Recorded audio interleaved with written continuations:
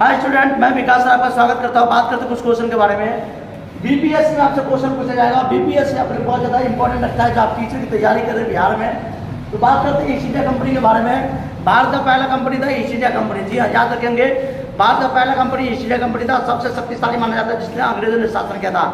बात करते हैं ईस्ट इंडिया कंपनी की स्थापना कब हुई थी। जी हाँ, कच्चे मालों को प्रदान करना। ईस्ट इंडिया कंपनी की स्थापना 1600 में हुआ था, कलकत्ता में हुगली नदी के किनारे। याद रखिएगा, ईस्ट इंडिया कंपनी सबसे बड़ा कंपनी था जिसे हुगली नदी के किनारे स्थापना किया गया था 1600 में। ईस्ट इंडिया कंपनी कलकत्ता में हुआ था। ईस्ट इंडिया कंपनी, याद रखिए, ईस्ट इंडिया कंपनी कलकत्ता में पहली कंपनी आई थी जो कि ब्रिटेन की महारानी एलिजाबेथ के द्वारा आया था। महारानी ब्रिटेन की जो थी एलिजाबेथ, उसने कहा था कि चलो ईस्ट इंडिया कंपनी का निर्माण करेंगे, इंडिया को जो है लूटेंगे। बात करते हैं ईस्ट इंडिया कंपनी की स्थापना पहली बार फैक्ट्री कब और कहाँ की गई थी।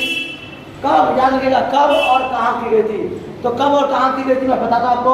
पहली कंपनी जो थी वो 1300 में की गई थी। 1613 में स्थापित किया था सूरत में। याद रखिएगा, सूरत में लिख लीजिएगा आप, गुजरात, सूरत में। सूरत में इसकी स्थापना की थी पहली कंपनी जो थी 1613 में।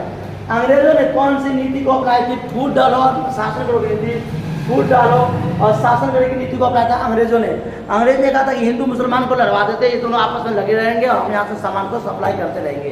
तो अंग्रेजों ने अपनाया था फूट डालो और शासन करो की नीति की अपनाई थी। याद रखिएगा, फूट डालो और शासन करो।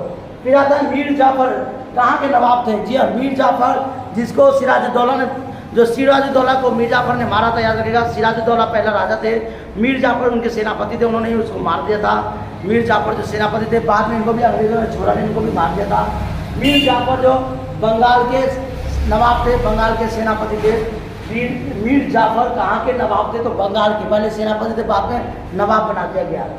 भूदास का अर्थ क्या होता है। जो व्यक्ति भूमि का गुलाम होता है, यानी कि भूदास का अर्थ होता है भूमि का गुलाम। जो व्यक्ति अपने एक जमीन पे स्वयं के नौकर बन के काम करते थे, पहले उसे भूदास कहा जाता है। भूदास का अर्थ होता है जो व्यक्ति भूमियों के आधार पर जमीनों पे गुलाम करते हो। फिर आता है भूमि का गुलाम, यानी याद रखिए, भूदास का अर्थ होता है भूमि का गुलाम। जो व्यक्ति भारत में ईस्ट इंडिया कंपनी कितने काल में थे, यानी भारत के इतिहास होते, इतिहास जिसे कहते हैं हम हिस्ट्री, कितने भागों में डिवाइड किया गया था, डिवाइड किया गया था।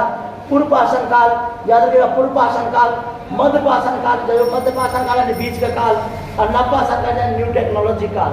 पूर्व पत्थरों का काल, जिसमें लोग पत्थरों का काम करते थे। मध्य पाषाण, जिसमें आग का आविष्कार किया गया, बड़े बड़े चीज़ों के आविष्कार हुई। नव पाषाण में न्यू टेक्नोलॉजी का आ गया। इस तरह से इतिहास को 3 भागों में बांटा गया था, पूर्व पाषाण काल, मध्य पाषाण काल, नव पाषाण काल। आप जानते होंगे इतिहास के अलग अलग श्रेय थे, जिसमें इतिहास के अलग अलग दस्तावेजों का उल्लेख किया जाता है। अगर आपसे पूछा जाता है कि भारत में कौन कौन से दस्तावेज थे, तो आप बता सकते हैं ब्रिटिश ईस्ट इंडिया कंपनी ने अनेकों प्रकार से निर्धारित तत्व अपनाए थे, जिसमें सबसे पहले सांस्कृतिक और सामाजिक तत्व था। थैंक यू, जय हिंद।